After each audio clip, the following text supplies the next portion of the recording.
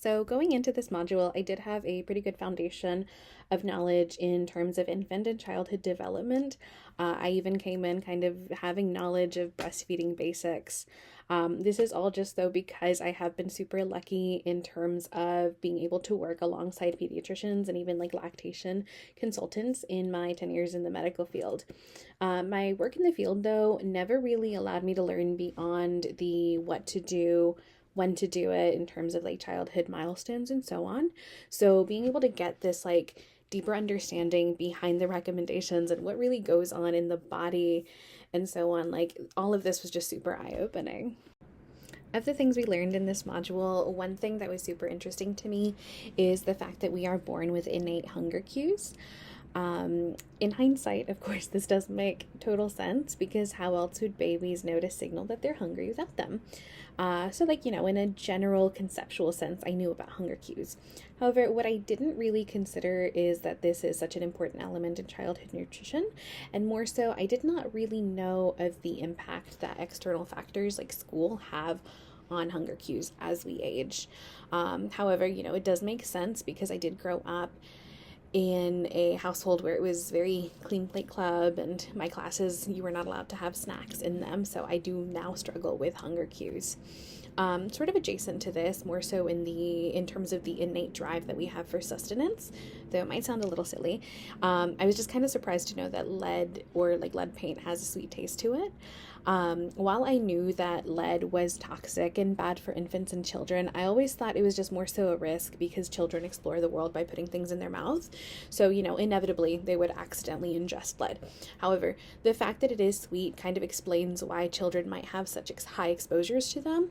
To the paint, and more so to the point where it becomes detrimental to their health, because while yes, it is childlike behavior from a child to put things in their mouth, there is also a biological factor of sorts as to why they might do so constantly or even seek it out.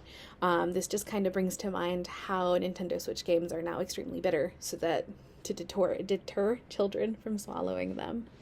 So overall, these two things have really confirmed for me how nutritional needs and like body signals are so innate, right? Your body typically knows what it needs and has its way of alerting you to these things. However, the signals that the body sends out do kind of require you to be in tune with your body and are not really taught. So it is very beneficial in knowing like how to aid a child in nutrition and how to form healthy habits. This overall just affirms my belief on the importance of listening to your body and the importance of teaching others to do so as well, no matter what their age is. And then just, my experience in the medical field has mainly been instructing people on how to do things to better their health, but the why is never really discussed, which is kind of why I got into this field. Learning things like this in terms of like developmental and how and why things happen is so imperative to understanding a person's behavior, especially for children who may not really know how to fully communicate what's going on with their bodies.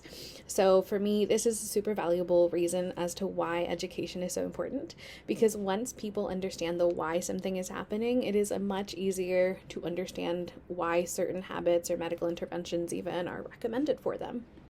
Since I am going into a career in nutrition education, this information has allowed me to understand that while all bodies are different, they all have some variety of innate biological drivers behind their behavior.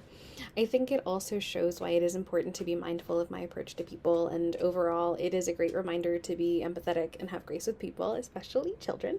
And going forward, I will very likely stick to the idea that no matter what is going on, with someone, there is a why behind it, and it is worth considering.